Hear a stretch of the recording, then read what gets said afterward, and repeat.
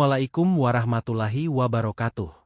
Selamat datang di One FM Mystery Channel yang memberikan cerita horor yang menarik untuk dibahas. Namun sebelum itu klik tombol subscribe terlebih dahulu dan jangan lupa untuk menuliskan shalawat di kolom komentar agar kita mendapatkan syafaatnya di akhir kelak, amin. Kedatangan di Wisma Melati. Hujan turun dengan deras malam itu ketika Dika tiba di Wisma Melati, sebuah penginapan tua di pinggiran kota. Ia adalah seorang mahasiswa tingkat akhir yang tengah mencari tempat tinggal sementara selama magangnya di kota itu.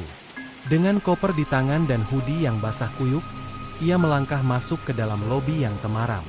Seorang pria tua berperawakan kurus, yang mengenalkan dirinya sebagai Pak Burhan, pemilik Wisma, menyambut Dika dengan senyum tipis. "Kamu sudah memesan kamar sebelumnya?" tanyanya dengan suara serak. Dika mengangguk dan menunjukkan bukti pemesanan dari ponselnya. Pak Burhan mengambil kunci dari gantungan dan menyerahkannya kepada Dika. "Nomor kamarnya, 13. Dika sempat tertegun. Nomor 13 sering dianggap angka sial, tapi ia bukan tipe orang yang percaya tahayul. Tanpa berpikir panjang, ia menerima kunci itu dan mengikuti seorang pegawai Wisma, Arman, menuju lantai 2. Koridor lantai 2 terasa panjang dan gelap. Lampu-lampu redup berkelip, dan suara hujan bercampur dengan desiran angin yang menembus celah jendela tua. Arman berjalan di depan, sesekali melirik Dika dengan ekspresi ragu. "Mas, kalau ada apa-apa, panggil saya saja, ya?" katanya sebelum menyerahkan kunci kamar ke Dika. Dika membuka pintu kamar nomor 13. Ruangan itu cukup luas, dengan ranjang kayu tua, lemari besar, dan sebuah meja di pojok dekat jendela. Meski sedikit berdebu, ruangan itu tidak terlalu buruk. Namun, ada sesuatu yang membuat bulu kuduknya meremang, bau anyir samar yang seakan menempel di udara. Dika mengabaikannya dan mulai membongkar koper. Ia merasa lelah setelah perjalanan panjang, dan memutuskan untuk segera tidur. Namun, tepat saat ia mulai memejamkan mata, terdengar suara ketukan pelan dari dalam lemari kayu di sudut kamar. Ia membuka matanya lebar-lebar. Hening. Mungkin hanya suara kayu yang memuai karena perubahan suhu, pikirnya.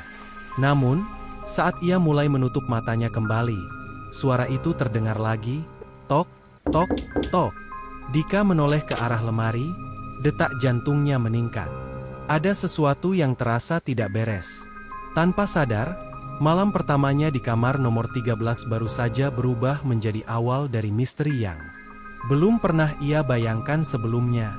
Dika berusaha mengabaikan suara ketukan itu. Ia menarik selimutnya lebih rapat dan mencoba memejamkan mata. Namun, tepat saat ia hampir tertidur, suara itu berubah menjadi sesuatu yang lebih mengerikan. Bisikan, "Keluar, sebelum terlambat." Dika terlonjak dan terduduk di ranjang. Matanya langsung tertuju pada lemari kayu di sudut kamar. Dadanya berdegup kencang. Suara itu terdengar jelas, seolah-olah ada seseorang di dalam lemari yang berbicara langsung kepadanya. Dengan tangan gemetar, Dika meraih ponselnya dan menyalakan senter. Cahaya putih redup menerangi kamar. Namun bayangan lemari tetap tampak suram. Ia menelan ludah. Apakah ia harus membukanya? Setelah ragu beberapa detik, Dika memutuskan untuk berdiri. Perlahan-lahan, ia berjalan menuju lemari, dan menempelkan telinganya di pintu kayu tua itu. Hening. Tidak ada suara apapun. Ia menghela napas lega. Mungkin cuma halusinasi, gumamnya, mencoba meyakinkan diri sendiri. Namun, saat ia berbalik hendak kembali ke tempat tidur, sesuatu yang dingin menyentuh bahunya. Refleks, Dika menoleh. Tidak ada siapa-siapa di belakangnya. Namun, sensasi dingin itu masih terasa. Seperti ada tangan tak kasat mata yang baru saja menyentuhnya. Dika mundur beberapa langkah, napasnya memburu. Ia mengusap wajahnya, mencoba menenangkan diri. Ini pasti hanya kelelahan, pikirnya. Ia akhirnya memutuskan untuk tidur dengan lampu menyala.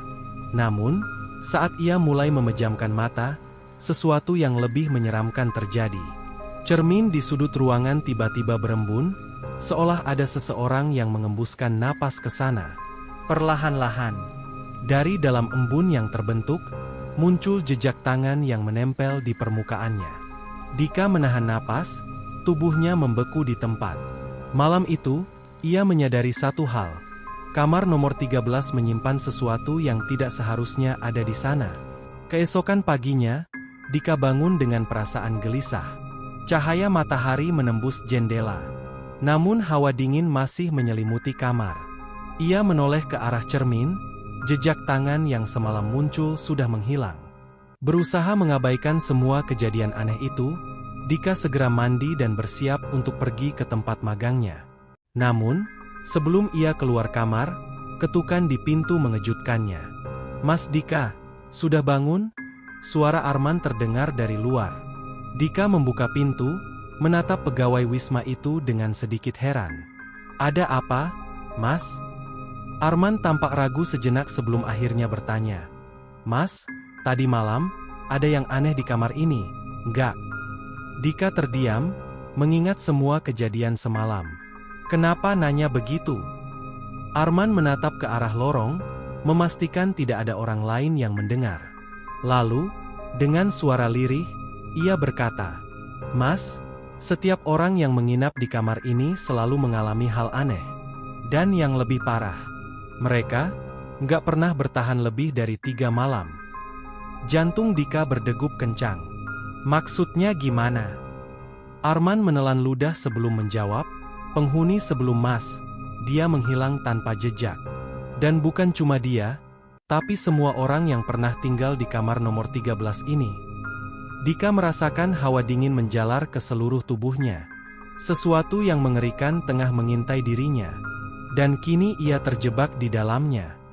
Dika mulai merasakan kegelisahan yang semakin besar. Malam pertama sudah cukup membuatnya terjaga. Dan sekarang ia mendengar kabar bahwa para penghuni sebelumnya menghilang begitu saja. Ketika ia kembali ke kamarnya, perasaan tak nyaman itu semakin kuat. Ia mencoba mencari sesuatu yang mungkin bisa menjelaskan kejadian aneh di kamar nomor 13. Dengan teliti, ia mengamati setiap sudut ruangan. Saat itulah ia memperhatikan sesuatu yang janggal di dinding dekat lemari. Ada bekas goresan samar seolah seseorang pernah mencoba mencungkil bagian dinding tersebut. Dengan perasaan penasaran bercampur takut, Dika meraba dinding itu. Saat ia mengetuknya, terdengar suara kosong, seperti ada ruang lain di baliknya. Tiba-tiba, hawa di ruangan itu berubah. Suhu turun drastis dan suara bisikan mulai terdengar lagi. "Jangan cari tahu." Dika mundur selangkah, napasnya tercekat. Tapi sudah terlambat. Sesuatu, atau seseorang, tahu bahwa Dika mulai mencari kebenaran. Dika menatap dinding di samping lemari dengan napas memburu. Ia tahu ada sesuatu yang tersembunyi di baliknya. Dengan nekat, ia mengambil gunting dari dalam tasnya dan mulai mengikis cat yang menutupi bekas goresan di dinding. Perlahan, sebuah celah mulai terbuka. Di balik dinding itu, ada sesuatu yang disembunyikan selama bertahun-tahun. Dika memasukkan tangannya ke dalam celah sempit itu dan menarik sesuatu yang terasa seperti kain kusut. Saat ditarik keluar, ia terperanjat. Itu adalah sebuah gaun putih kumal, penuh bercak merah kecoklatan. Jantungnya berdegup kencang.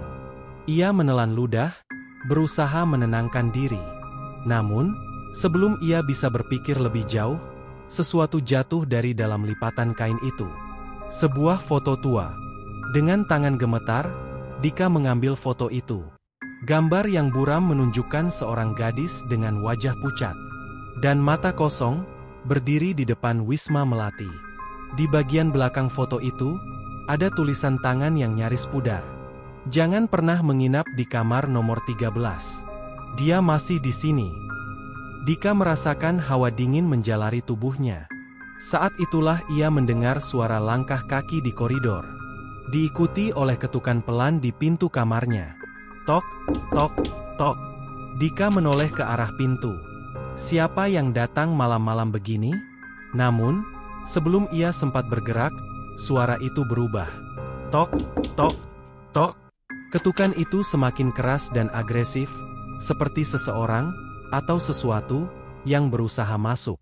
Dengan napas tertahan, Dika mundur perlahan. Lalu, tiba-tiba, pintu terbuka sendiri dengan keras. Dika melompat ke belakang, tubuhnya gemetar. Tidak ada siapa-siapa di balik pintu. Hanya kegelapan koridor yang sunyi. Namun, saat ia kembali menoleh ke dalam kamar, ia menyadari sesuatu yang membuatnya nyaris berteriak. Cermin di sudut kamar, pantulannya berubah. Dalam cermin itu, ia melihat sosok seorang gadis berdiri tepat di belakangnya.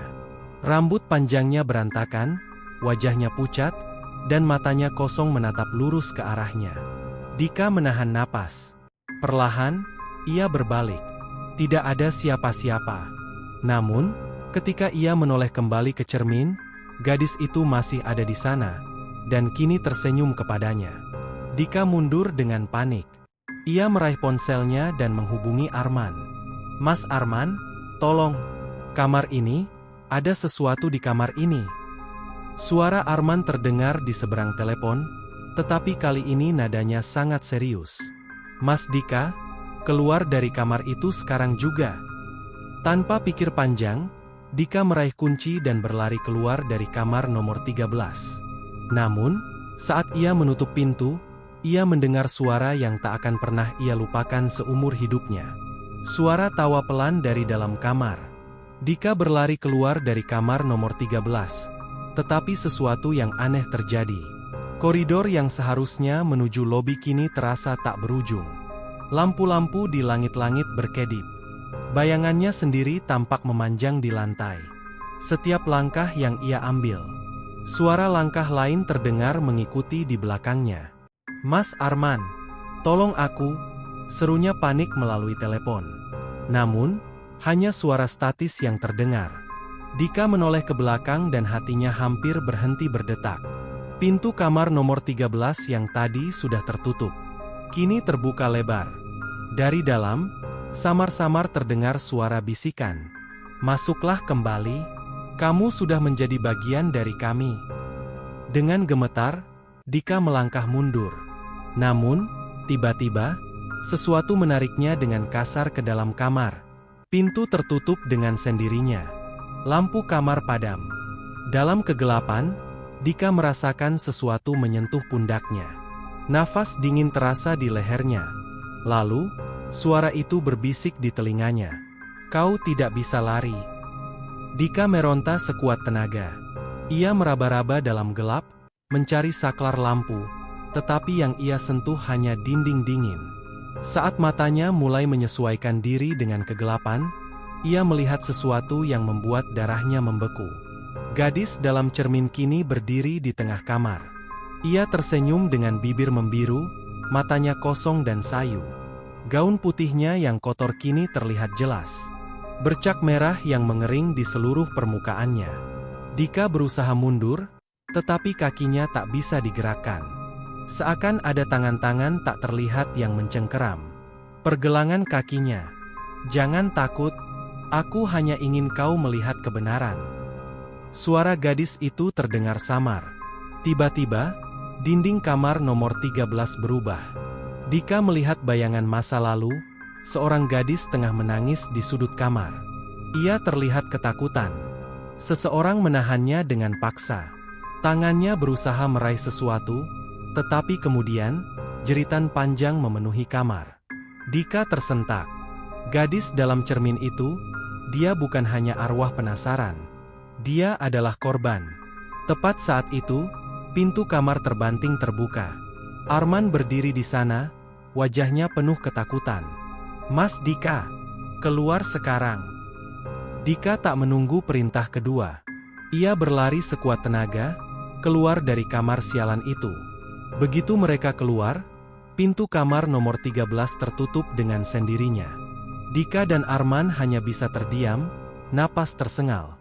Namun, sebelum mereka sempat bicara, suara bisikan kembali terdengar dari dalam kamar. "Terima kasih, tapi aku masih di sini." Dika masih terengah-engah di lorong, sementara Arman tampak ketakutan. Mereka berdua saling berpandangan, menyadari bahwa mereka tidak bisa membiarkan hal ini terus terjadi. "Mas, kita harus cari tahu siapa dia," ujar Arman dengan suara bergetar. Dika mengangguk. Mereka bergegas ke ruang arsip hotel untuk mencari informasi tentang kamar nomor 13. Dengan bantuan petugas tua bernama Pak Harjo, mereka menemukan sebuah artikel lama yang hampir terlupakan. Seorang wanita bernama Rani, seorang tamu hotel, pernah menghilang secara misterius di kamar nomor 13. 30 tahun yang lalu. Menurut laporan, Rani menginap sendirian dan terakhir terlihat oleh petugas kebersihan.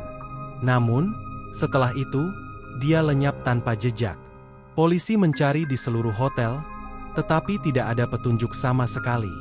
Yang lebih aneh, pihak hotel menutup kasus itu tanpa ada penjelasan lebih lanjut. Jadi arwah itu adalah Rani, gumam Dika, merasakan bulu kuduknya meremang. Arman menelan ludah. Masih ada yang belum kita ketahui. Kenapa dia terbunuh? Dan siapa yang bertanggung jawab? Tepat saat itu, lampu di ruang arsip mulai berkedip.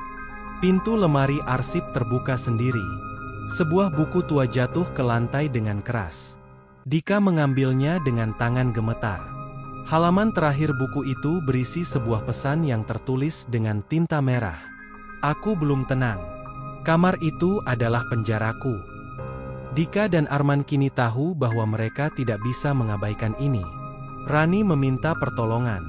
Satu-satunya cara untuk mengakhiri semua ini adalah kembali ke kamar nomor 13. Dengan langkah berat, mereka kembali menaiki tangga menuju lantai atas. Setiap langkah terasa semakin berat, seakan ada sesuatu yang menahan mereka. Begitu sampai di depan kamar, Dika merasakan hawa dingin yang menusuk tulang.